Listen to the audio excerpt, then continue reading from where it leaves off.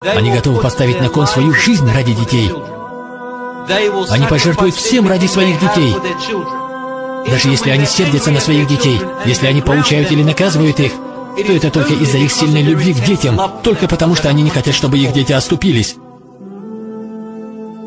Особенно мать. Особенно мать. Особенно мать. И затем отец. Мать и отец готовы отдать все, что у них есть, своим детям. Ваша мать носила вас полных 9 месяцев, а вы продолжали расти, и ей не становилось легче, не правда ли? Чем больше и тяжелее вы становились, тем больше усиливались боли в ее спине и почках.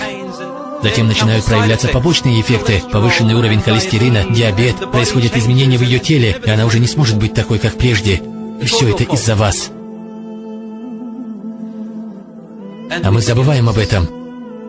Но даже при этом Всевышний Аллах дает